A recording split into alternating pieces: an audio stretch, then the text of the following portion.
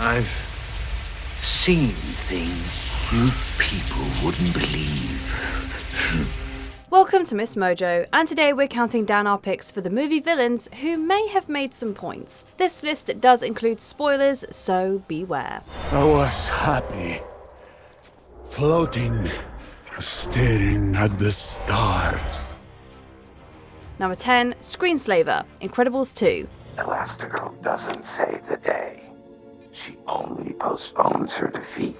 In the first movie, Syndrome was a superhero wannabe whose envy led him to killing the superheroes and believing he was redistributing the wealth of superpowers. It's a noble way of looking at it, but he's still pretty rotten and self-serving. I'll be a bigger hero than you ever were. You mean you killed off real heroes so that you could pretend to be one? Oh, I'm real. Real enough to defeat you! In the sequel, the Incredible family goes toe-to-toe with a villain who expounds on people's reliance on technology and simulated experiences. Looking at modern life, the Screenslaver's monologue is a chillingly spot-on cultural critique. You want superheroes to protect you and make yourselves ever more powerless in the process, while you tell yourself you're being looked after. Of course, the Screenslaver's true aims are revealed in the last act, but why spoil more than we have to? Number 9, Harry, Night of the Living Dead. I'm not going to take that kind of a chance when we got a safe place.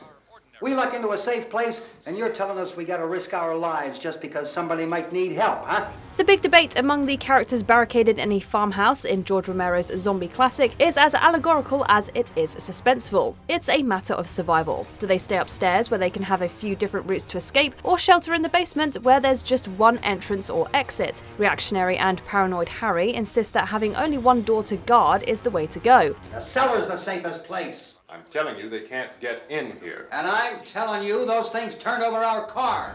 Unfortunately, he's such an unpleasant, deceitful, and ultimately selfish man that no one listens to him. His one-way-in strategy does end up actually being the answer, as it's the only reason one of his fellow humans survives, but by then, it's way too late. You want to stay up here now? Helen, get in the cellar. Get in the cellar now! Move! Number 8, Eric, Billy Madison. Yeah, now you can sit around here all day, goofing off, sipping drinks, chasing invisible penguins. Is that it, Dad? Did the penguin tell you to do this? Adam Sandler plays an immature, spoiled rich boy who goes back to elementary school to prove he's worthy of running his dad's massive company when he retires. That's bad news for Eric, the man who, evil as he is, has put in the hard years to inherit the company. He may be a soulless corporate weasel, but initially, Mr. Madison names Eric as his successor. I'm trying to tell you that I'm retiring, and Eric, not you, is going to take over Madison Hotels. Eric? You're gonna give the company to Eric? He is a bad, bad man! It's clear he's been with the company for years and has the experience to lead it. Billy's antics and inability to be serious don't really bode well for the company or its employees. Hey, Eric! How would you like to settle this right now? No lawyers. You and me, mano y mano. What does that mean? What does that mean? Carl, what does that mean? I don't know. Number 7, The Wicked Witch of the West / Miss Gulch, The Wizard of Oz. Give me back my slippers. I'm the only one that knows how to use them. They're no use to you. Give them back to me.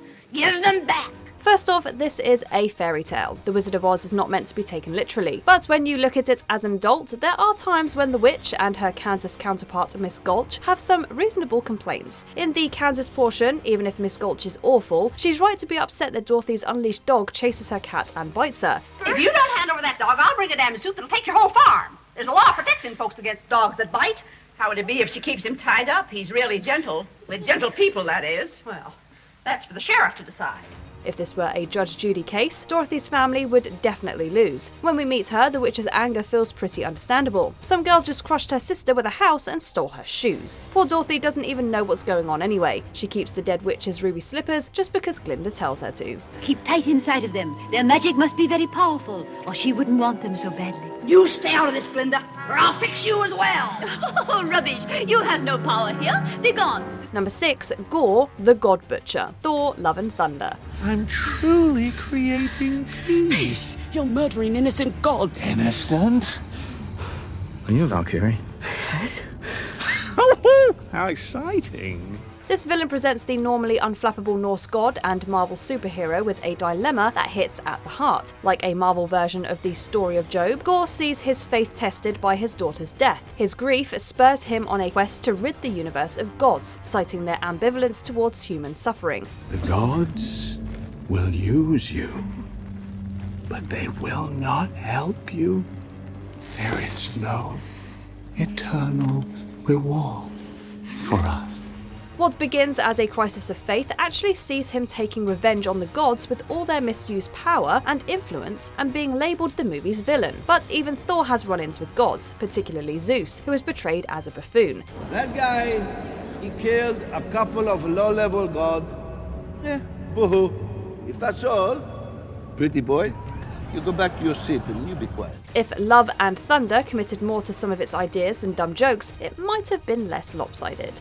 Number 5, Dean Wormer, National Lampoon's Animal House. Taking place in 1962, this rowdy frat comedy paints the brothers of Delta Tau Chi as a bunch of hard-partying anti-establishment heroes. Dean Wormer is the conservative, stuck-up, respectable dean hell-bent on getting them expelled. Rout. Finished at Faber, expelled. I want you off this campus at 9 o'clock Monday morning. The problem is, the Deltas are the worst. They're irresponsible, creepy, and ignorant. My advice to you is to start drinking heavily. You better listen to him, Flounder. He's in pre-med. Even the frat's seemingly most decent member commits sexual misconduct before the movie's over. From their property damage to their racism to their cruel, unsettling, and predatory treatment of women, they prove that Wormer's concerns are well-founded. Every Halloween, the trees are filled with underwear. Every spring, the toilets explode. Number 4, Poison Ivy, Batman and Robin. I am Mother Nature, and the time has come for plans to take back the world so rightfully ours. Sheesh, you want to save the environment and suddenly you're the bad guy. Between Mr. Freeze's one-liners, Robin's rubber lips, and Batman's nipples, there's a lot about Batman and Robin that doesn't make sense. That's a utility belt, not a money belt. 6 million. 7 million. Never leave the cave without it. Uma Thurman's Poison Ivy is the movie's femme fatale, but her objective is clear. Poison Ivy sees Batman and Robin as the henchmen of the oppressive class, but before she wages an eco-war, she actually reaches out to Bruce Wayne with a plan to reverse some of the ecological harm human industry has done to the Earth. I have here a proposal showing how Wayne Enterprises can immediately cease all actions that toxify our environment. Forget the stars. Look here at the Earth, our mother, our womb. She deserves your loyalty and protection. While it's a little extreme, Wayne simply writes her off. With his power and wealth, we're just saying there could have been room for collaboration. Number 3, The Grinch, Dr. Seuss's How the Grinch Stole Christmas. They want to spend a little quality time with the Grinch. I guess I could use a little social interaction. Dr. Seuss's scary green outcast never had a chance. Even though he is a little quick to anger and hates people, he has his reasons. He was shunned by the Whoville Whos from the start. You don't have a chance with her. You're 8 years old and you have a beard. But his hatred of the holiday season is really an indictment of the Who's commercialized version of Christmas. They are concerned with presents that just end up in the garbage rather than the spirit of being together. Ironically, it's the Grinch who understands this more than most, and though it isn't his intention, his theft of all of their gifts actually awakens the Christmas spirit in all of them.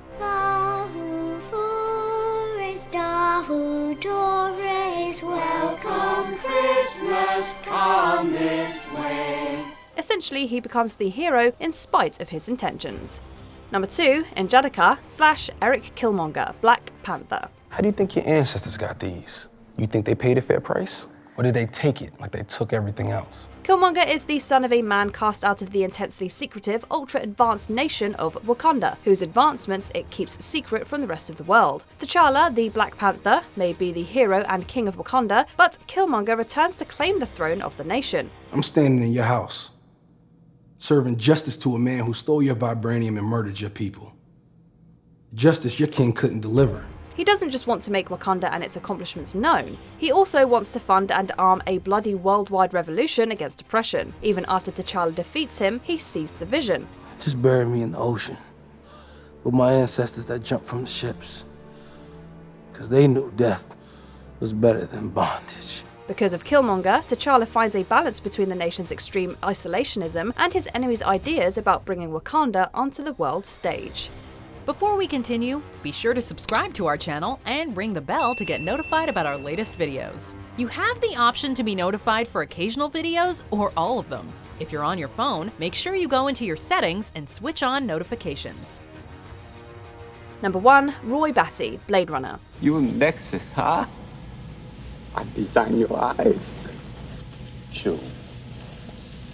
If only you could see what I've seen with your eyes. Harrison Ford plays Deckard, a cop in pursuit of renegade android replicants in this science fiction neo-noir classic. Roy Batty, his target, is an android who has come to realise the limitations his human makers have placed on him. Unlike Deckard, the man charged with tracking him down, Roy has found a sense of meaning. I don't know much about biomechanics, Roy. I wish I did.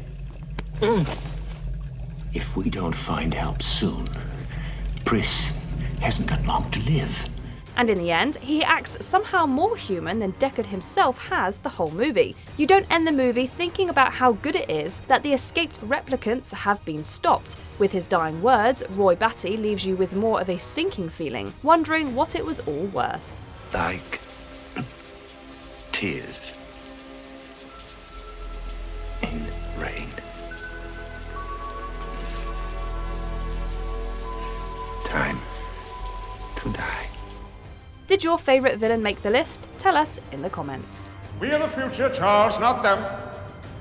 They no longer matter.